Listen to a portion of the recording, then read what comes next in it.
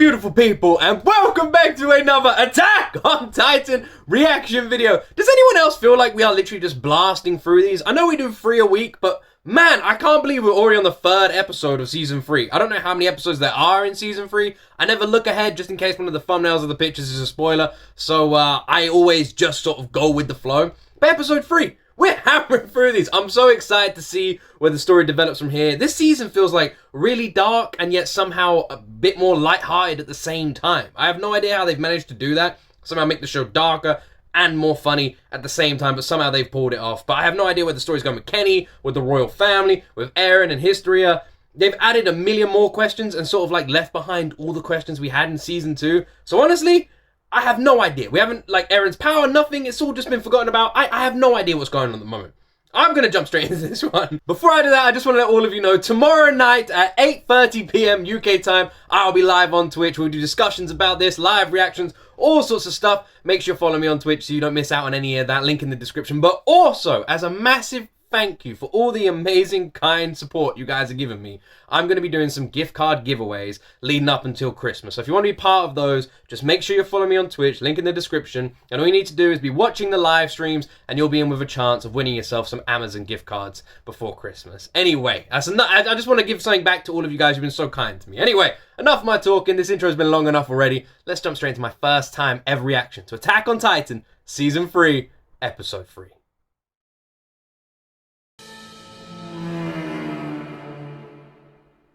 私はウォールローゼ北部の小さな牧場で生まれました。貴族家レイス教の Right, I know I'm pausing it really early, but we gotta point out Sasha's face. The Sasha just never stop eating. ローゼ北部の小さな牧場で生まれました。貴族家レイス教の領地内にある牧場です。私は物心ついた時から牧場の手伝いをしていました。母はいつも本を読んでいて、家の仕事をしている姿は見たことがありません。とても美しい人でした。夜になると誰かが馬車で迎えに来て、派手に着飾った母を乗せて町に行きました。私にとってはそれがいつもの生活。しかし字の読み書きを覚え、母の真似事で本を読み出した時、私は自分が孤独であることを知りました。どの本にも親は子供に関心を示し、話しかけたり抱いたり叱ったりするものとして書かれていたのです。私にはそのどれも経験のないことでした。ある日私は好奇心から母に抱きついてみることにしました。母がどんな顔をするか興味があったのです。お母さん！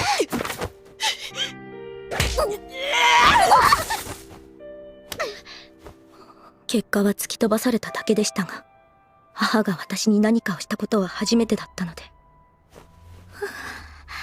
私にはそれが嬉しかった。こいつを殺す勇気が私にあれば。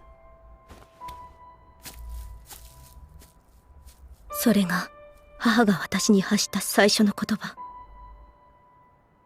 それ以来、母は家を出て他の場所で暮らし始めました。そして5年前のあの日、ウォールマリアが陥落して数日経った夜、私は初めて父と会いました。So she lived alone with her mother, never had any interaction with her mother. Her mother never touched her, spoke to her, didn't interact at all. This is awful. This is awful. Considering her personality, how bubbly and happy and kind she is in the show, you would never think she had this kind of upbringing. はじめまして、ヒストリア。私はロッド・レイス。君の父親だ。その男性はこの土地を治める領主の名前を名乗り、数年ぶりに見る母はひどく怯えているようでした。ヒストリア、これから私と暮らすぞ。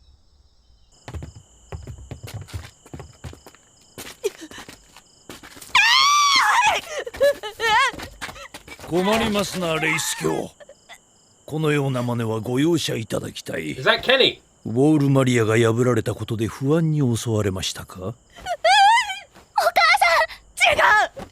私はこの子の母親ではありません。私とは何の関係もありません。おお、それは本当ですか、レイス卿。この女もその子もあなたとは関係がないと。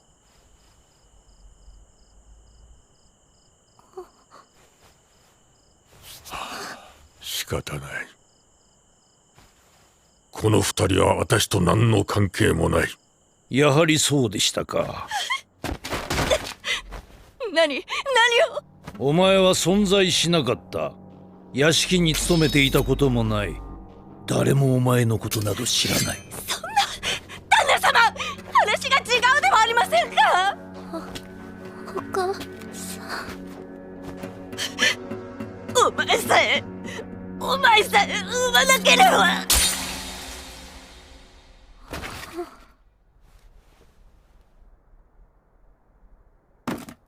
それが母の最後の言葉でした。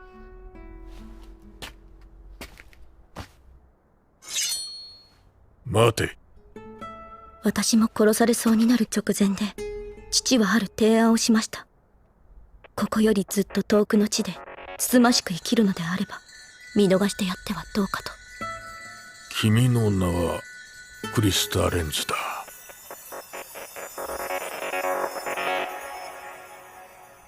That's Kenny, right? The guy who did that, that's Kenny? I think it is. Who we've only just started seeing now. So is Kenny basically...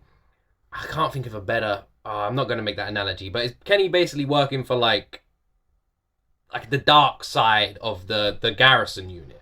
The police, whatever they're called. Is Kenny basically has his own crew sort of doing the dirty work? 今までのことを許してくれ。お前を守るためにはああするしかなかったんだ。お父さん。いつだってお前のことを思っていた。こうやって抱きしめることをずっと夢見ていたんだ。お前こそ王家の血を引く者だからだ。私が。そうだよ、ヒストリア。私たちレイス家こそが本当の王家なんだ。そしてお前こそが人類を救うことのできる唯一の存在なんだよ。さあ行こう、ヒストリア。全てが始まった場所へ。Your royal blood is special, and because of that, you're the only one who can save humanity. Okay, that's interesting. I wasn't sure what sort of side she's working on. I still don't really know. Also, it just hit me. Two things. His eyes, I know they're supposed to be the same as Krista's, Historia, but they're very weird on him. They look fine on Krista. They look very weird on him. He's got like these big anime girl eyes. It's very strange. The other thing is, why hasn't Eren adopted Annie's policy of having a self-harming ring? Just in case he ever gets handcuffed or captured, he can just use that. I don't understand why Eren doesn't have that now. You'd think by now that'd be something he would have. サネス、お前大丈夫か？お前まさかこいつらに喋っちゃいねえよな。俺たちの王への忠誠心は。サネス、お前の声はもう聞きたくない。今までよくも俺を裏切ってくれたな。信じていたのに。サニス、彼は何も話していない。っていうか何の質問もしてないんだ。ラルフはナイフで脅され、私の作った作文を声に出して読んだ。それだけだ。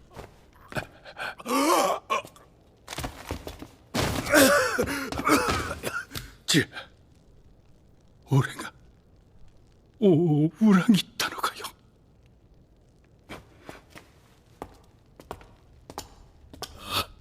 悪魔め。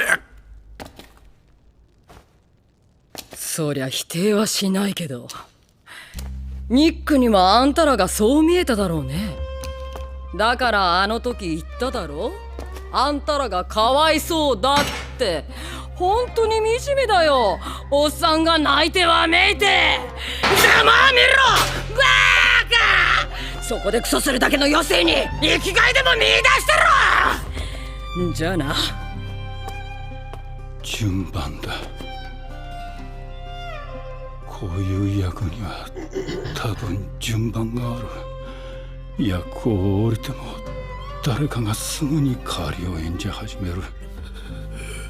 どうりでこの絵からなくならねえわけだ。頑張れよ、ハンジ。分隊長。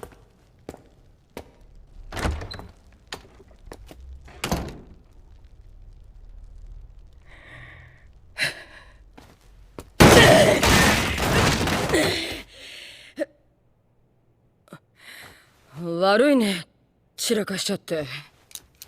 ゴキブリがいたんだよ。そうか。だがお前の一撃で粉々に消し飛んだはずだ。あいつらに例の件を話してやれ。おっと、そうだったね。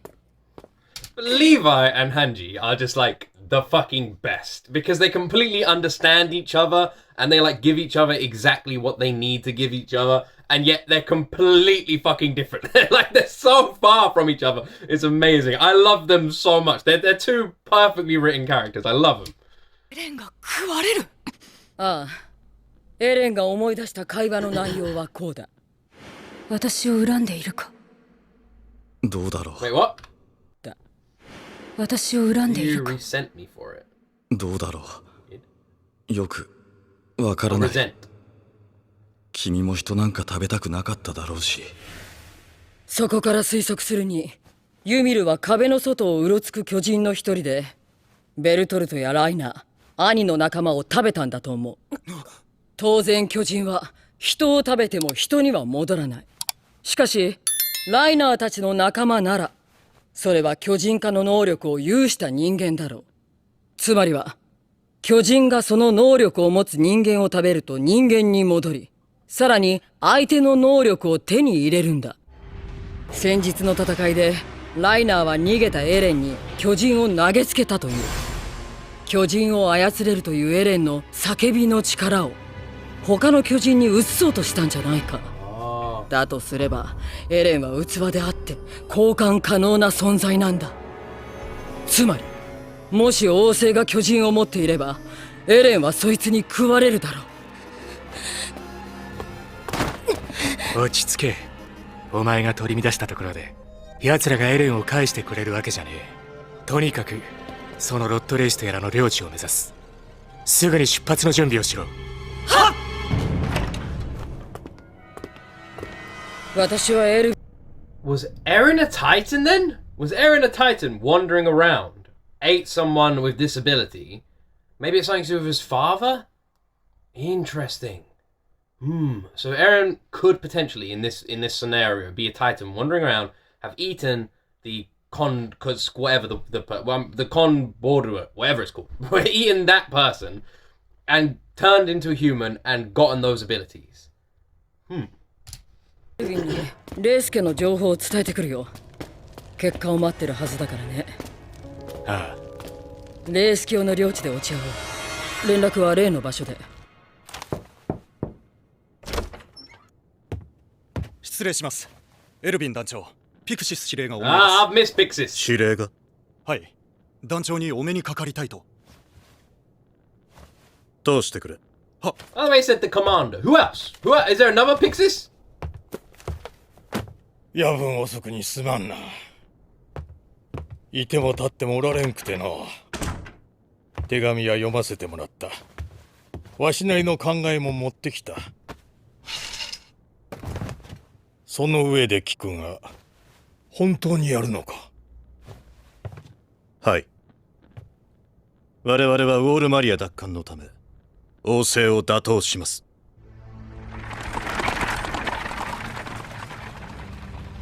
Owen's brilliant. いつかその日が来ると思うとった。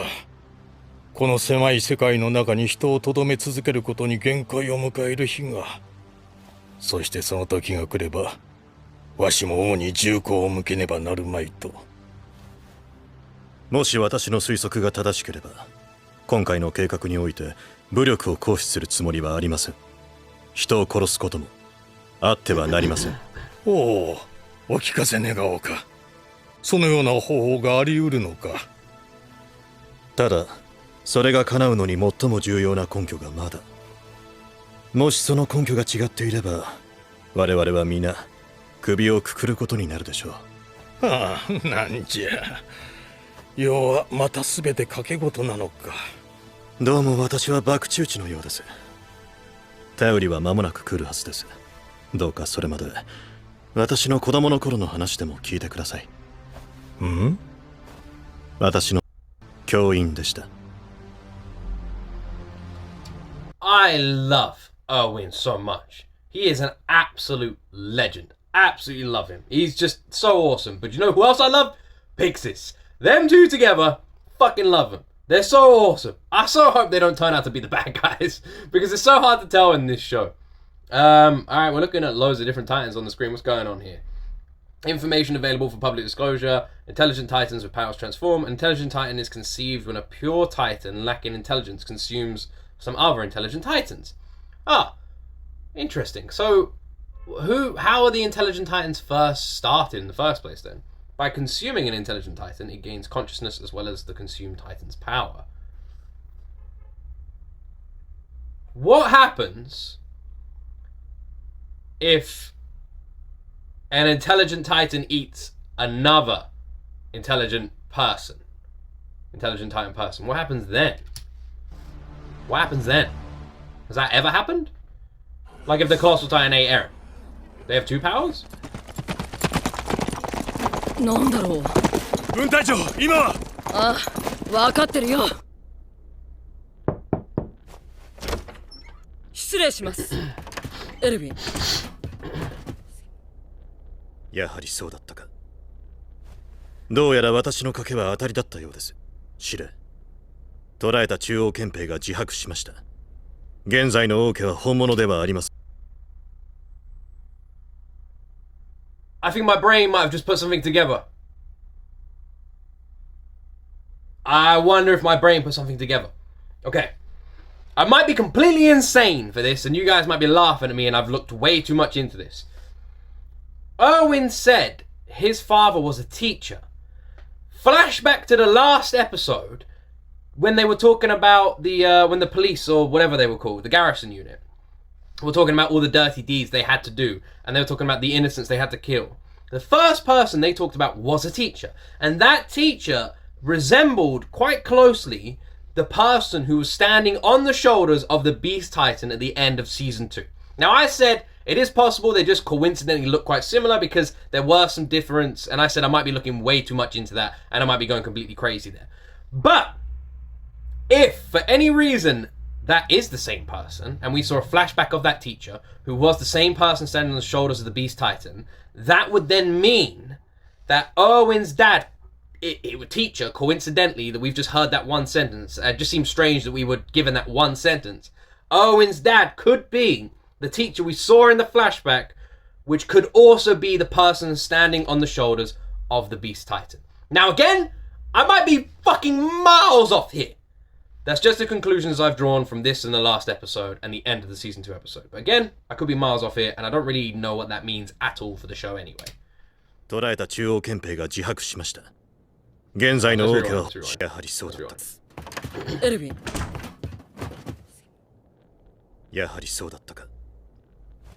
どうやら私の賭けは当たりだったようです。司令。捕らえた中央憲兵が自白しました。現在の王家は本物ではありません。レイス家が本当の王家です。Why haven't they just killed Reese then? なんと。現在リヴァイたちがエレンとヒストリアの救出に動いています。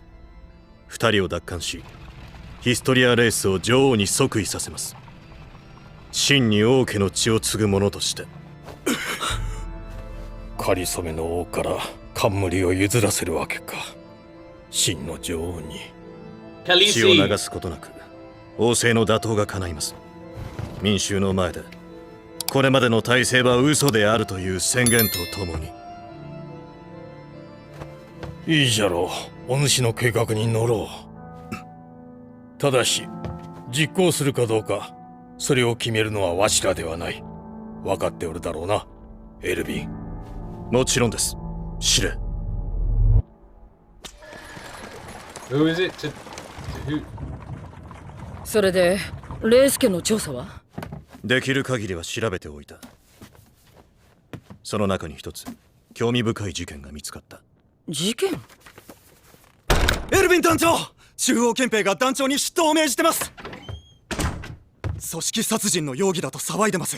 それも町のど真ん中で。敵もただ手をこまねいているばかりではないようだ。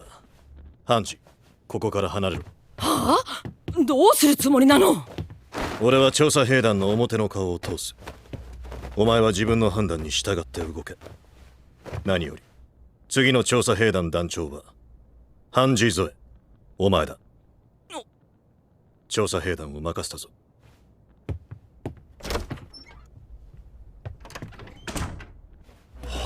おい、来たぞ。エルヴィンだ。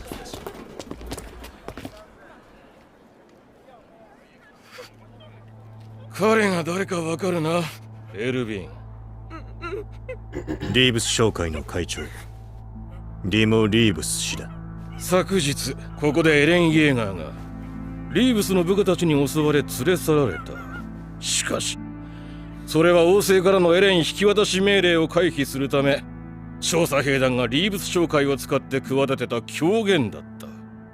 そして調査兵団は用済みになったリーブス会長を口封じのため殺害。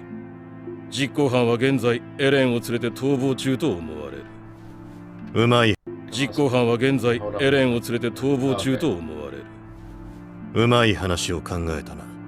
貴様らのやっていることはエレンの持つ巨人の力を私物化することと同義。その行為は人類憲章第6条に抵触する。当然内容は知っているな。個々の利益を優先し人類の存続を脅かした罪だろう。その通り。ではここに同法への重大な違反を認め、全調査兵の身柄を拘束する。親父。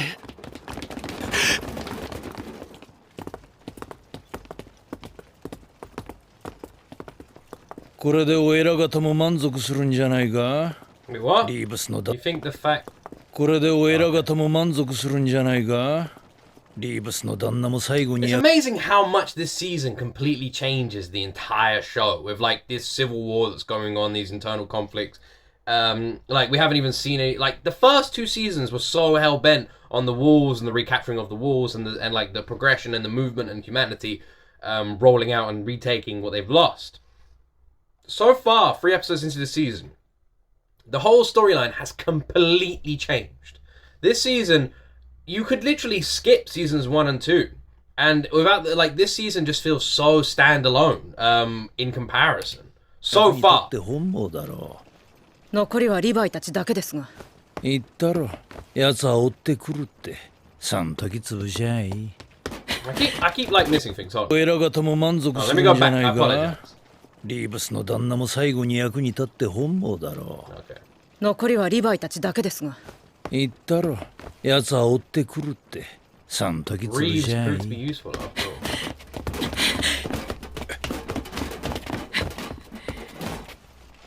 どうしますかこれから。少しいいか？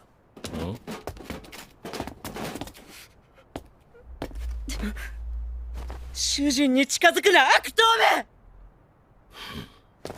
先のトロストク襲撃時、リーブス氏は財産を持ち出すため避難の遅れを招いた。だから殺して当然だっていうの。しかしトロストクが破綻寸前まで追い詰められたこの状況下では町に踏みとどまり、あらゆる手を尽くして行くあてのない人々を支援し復興を目指した。だが何者かの手によってその思いはついえた。この無念、私が必ず。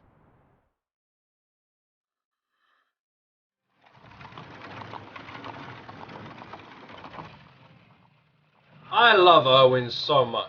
私の父は教員でした。その日は歴史を学びました。人類は It's the fucking teacher! It's the fucking teacher! It's the fucking teacher! That's the guy, isn't it? Am I losing my mind? That's the guy! 巨人から身を守るため壁の中に逃げ込み100年の平和を実現させた。その際それまでの歴史を記すようなものは何一つ残すことができなかった。誰もが教わることです。しかし私はあることを疑問に思い、父に質問しました。父は私の質問にはまともに答えず、そのまま授業を終了しました。しかし、家に帰った後で父は私の質問に答えたのです。王政の配布する歴史書には、父は私の質問に答えたのです。王政の配布する歴史書には数多くの謎と矛盾が存在すると。その後に続く父の話は子供ながらに突拍子もないと感じましたが、なぜ父がこの話を教室で話さなかったのかを察せられるほど私は賢くありませんでした。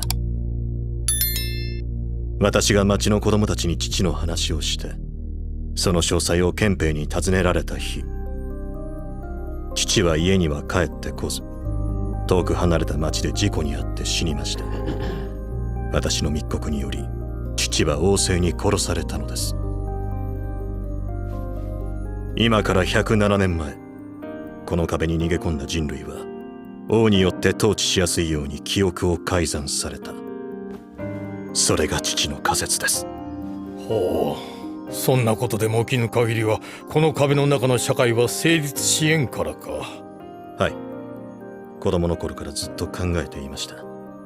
なぜ父は真実に近づいただけで死ななければならなかったか。王政の役人にも彼らなりの正義があるはずだと。しかし彼らについて分かったことは一つ。彼らが守りたいのは人類ではなく、彼らの庭付きの家と地位だけ。むしろ自分たちの権利が脅かされるのならば、その相手が誰だろうと排除する。やはり父の死に正当性はみじんもなかった。父は人の持つ欲と愚かな息子によって殺されたのです。そしていつの間にか父の仮説は私の中で真実となり、私の人生の使命は父の仮説を証明することとなったのです。That's so interesting. So again, I might be wrong, but I swear the guy that we saw standing on the shoulders of the Beast Titan was his father.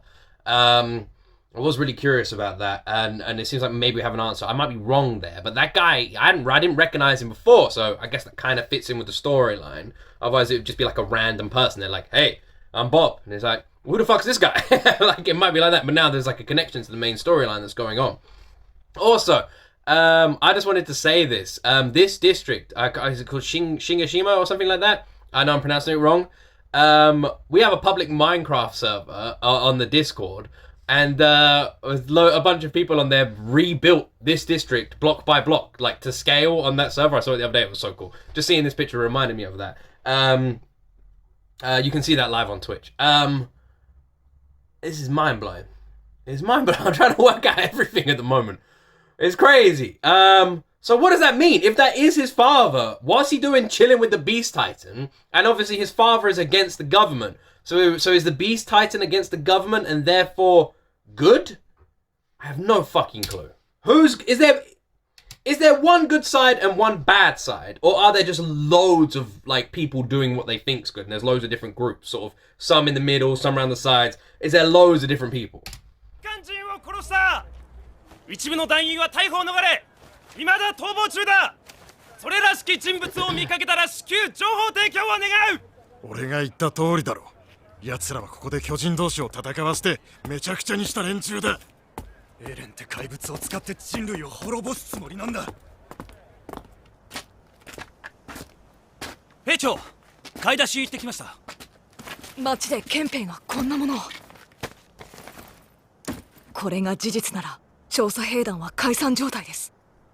午後には山狩りが行われるというし、加えて主要な街道には検問が張られ、通行証がないと通り抜けは不可能です。兵長、どうしたら。早くしないとエレンが。落ち着け。奴らは馬車を使ってる。レイス橋領地まであと1日はかかるはずだ。その間になんとか策を講じるしかねえ。兵長、足音です。こっちに向かってきます。amazing. Oh, you fucking... This show, man, this show, I'm just like the cliffhangers, come on. It's always perfectly timed. They know exactly what they're fucking doing. It's always perfectly damn timed. Fuck you, alright? Stop doing this, man. Hey, like, what the hell? It's so annoying. Oh, fucking Sasha's hearing is just something else, isn't it? Okay. Levi was injured, right? He was injured. And when they asked him about his leg, I think it's his leg that's injured. Wait, no, it's his arm. Is it his leg or his arm? I can't remember. Was he not in a sling? I feel like he was in a sling. Anyway, when they asked him about his injury, he said he's not quite 100% yet. So does that mean that when Kenny came after Levi, and he was dashing around through the city and icing everybody, he wasn't 100%? Is that true? Man, Levi, if that is true, Levi really is just on another level to everyone else. I'm guessing the only person who comes close is Kenny, simply because Kenny said he trained Levi. But even then, the matchup seemed like Levi won. If the other people weren't there, Levi won that fight. I'm interested to see what happens there. I'm interested to see how that story progresses and the backstory between Levi and this new guy, Kenny. I like Kenny as a character. I do. I think he's a very well-written character, a good villain. I can appreciate a villain and a bad guy as much as a good guy if they're done right. And I feel like Kenny has been introduced very nicely. I feel like he's a cool character. I'm interested to see where that story goes. Yeah, I am struggling so much, right? So, 100 and whatever years ago. Oh man, let me try and think. Maybe I can put this together. You know, I might be able to put some of this together now. So what do we know so far? We know that 111 or whatever years ago, they put the walls up. Okay, we know the walls are made by Titans, or of Titans. So 100 and whatever years ago, they put the walls up. Made them of Titans. The king then, at that time, put himself in charge. Okay? I don't know if this was the Reese king and that bloodline, or a different king. But the king at that time put himself in charge and potentially brainwashed the population. Removed their memories of the outside world. Put them in charge. So I wonder if the outside world was fine and they wanted, there's something happened here. I wonder that. I wonder if the outside world was actually fine. We know the Titans were made by men. They've said this now. So that seems to be the new consensus. We know the Titans are people. And by men, I just mean, you know, in general. We know the Titans are people. So, potentially, 100 and whatever years ago, some people made the Titans as weapons, or found a way to turn humans into Titans. At this point, they also then built the walls out of Titans. They then put themselves in place of humanity and brainwashed humanity. They then, living behind these walls, were either overthrown or replaced with an illegitimate bloodline, who now the true bloodline is like in hiding or something, or just being told what to do. Anyone who asks questions about the past or the history or why no one remembers anything seems to vanish, or about the walls. So they don't want people to know about the past, which is strange as well. Which makes me think that this was all part of a plan the outside world was actually fine if they don't want people knowing about it. That seems weird. Which I still don't understand how the basement or Eren's father fits into any of this. It's like there's so much going on there. Like we haven't heard anything about that since season 1. So now we know that the royal family in charge of all of this isn't legitimate. We know they're trying to keep these secrets. So potentially the legitimate royal family doesn't want to keep these secrets. We know the Colossal Titan, the Armor Titan, are working for someone, but we don't know who. We know the church is trying to keep the secrets of the wall, but we don't know if the church and the government are technically working together fully.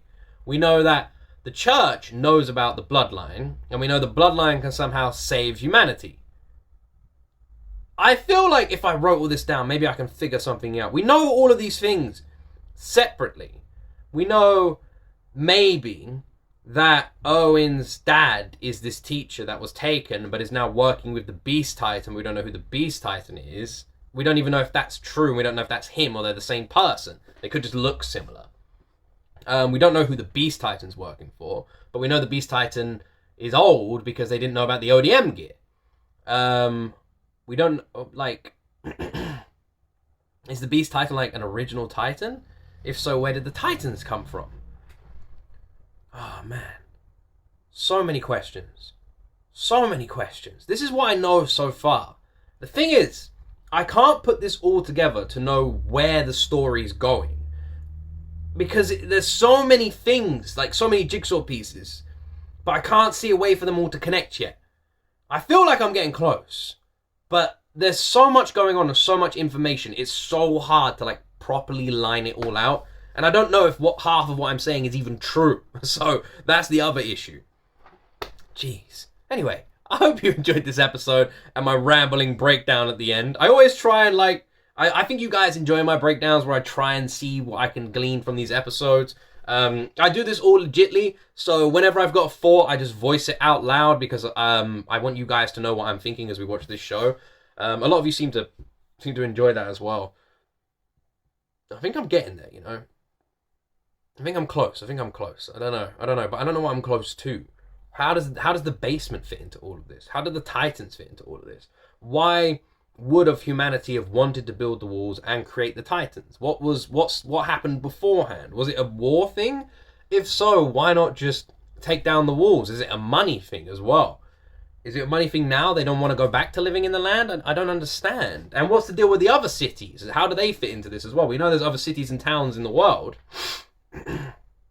Is the world practically normal, like far beyond the walls? We also know that the other city that we saw earlier can create Titans. So how does that city fit in with these cities? How does that random city that we saw beyond the walls that can create Titans fit in with the rest of it? Is there just like, was creating Titans like used as a weapon in the past and then they built this wall system as a way to like win the war now? I don't know. And if so, where's it going? Like, where's it going? The Titans in the walls and everything, and Eren's power as well, that's something I haven't even mentioned. What does that have to do with it all? What does the bloodline have to do with it all? How can Historia save humanity? What are they trying to save it from? They seem fine now. I have no idea. Maybe her blood is the cure to Titans. Maybe. If so, how does that work? I have no idea. Anyway. Hope you all enjoyed this. Have an awesome day. I'll see you guys on Twitch. Link in the description. 8:30 p.m. tomorrow. And as always, have an awesome week. I love all of you. See you in the next video.